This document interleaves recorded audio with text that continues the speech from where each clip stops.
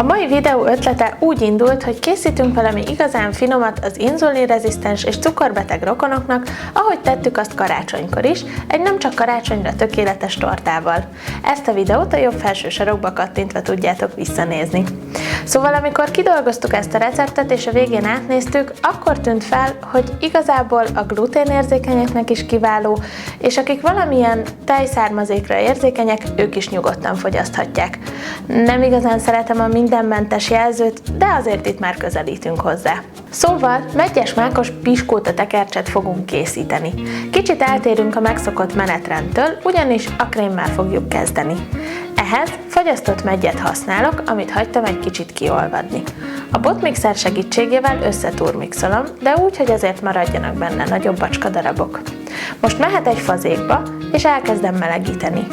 Teszek hozzá egy kevés eritritet, és amíg felforr, addig összekeverem a keményítőt a hideg vízzel. Ugyan a kukorica keményítő nem feltétlenül a legjobb alapanyag egy mentes süteménybe, de ez lesz benne az egyetlen ilyen, ugyanis gyümölcsből is a kevésbé rosszat választottuk. Amikor látjuk, hogy forr a meggyes rész, akkor folyamatos keverés mellett belekeverjük a keményítős vizet, és hagyjuk néhány percig forni. Amikor már látjátok, hogy ilyen jó, nagy, cuppanós buborékok keletkeznek a tetején, akkor az azt jelenti, hogy újra visszafort, és hamarosan elkészül a krém. Ilyenkor mehet bele a kevés citromlé, még egyszer átkeverjük és félretesszük, amíg elkészítjük a piskótát. Szétválasztom a tojásokat, és először a tojás sárgáját fogom felverni a cukorhelyettesítő 1/3 részével. Esetemben most eritritre esett a választás, de hogyha valaki például a xilitet szereti jobban, akkor nyugodtan használja azt, amit szokott. Szóval amikor már a tojás sárgája jól kihabosodott, akkor következhet a tojás fehérje. Ezt először magában kezdem el felverni, majd amikor már látom, hogy ilyen jó habos kezd jól kifehéredni, akkor adom hozzá az eritrit maradék 2/3 részét. Jó kemény habbá verem. Mielőtt összekeverném ezt a két habot, a sárgáját fogom lazítani egy kevés fehérjével. Átemelek a habból, és jó alaposan, finom mozdulatokkal összekeverem. Majd ez mehet vissza a fehérjéhez, és ezt is jól átforgatom, de úgy, hogy ne törjem össze a habot.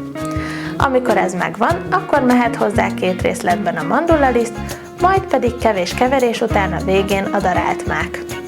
Ezt egy sütőpapíros tepsire kikenem, majd 190 fokon nagyjából 10-12 percig kell sütni. Amikor kivesszük a sütőből, akkor néhány perc múlva át kell fordítani a piskótát, hogy le tudjuk róla húzni a sütőpapírt. Ha ezzel sikeresen megvagyunk, akkor mehet rá a krém nagy része. A maradék krémet félre fogom tenni, mert ez jól fog még jönni a díszítésnél. Na, amikor elkentük a krémet, akkor fel kell tekerni a piskóta tekercset.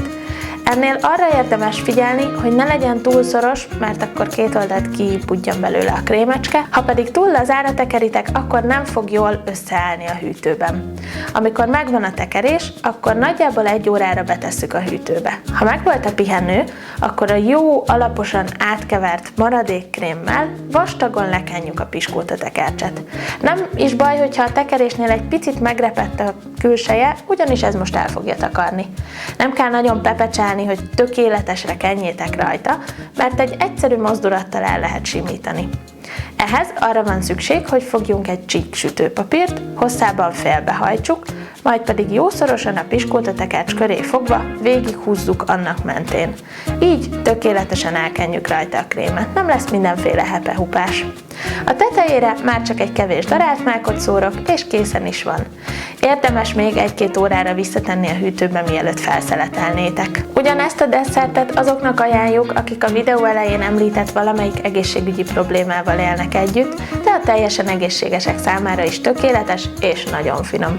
Így nem kell kétfélét sütni, hogy mindenki találjon a kedvére valót. Sokan jeleztétek, hogy szeretnétek ilyen mentes recepteket is látni, úgyhogy reméljük, hogy tetszett nektek ez a videó és a kis mákos tekercsünk is. Ha így van, akkor nyomjatok egy lájkot, és ha szeretnétek hasonló tartalmakat látni, iratkozzatok fel a csatornára.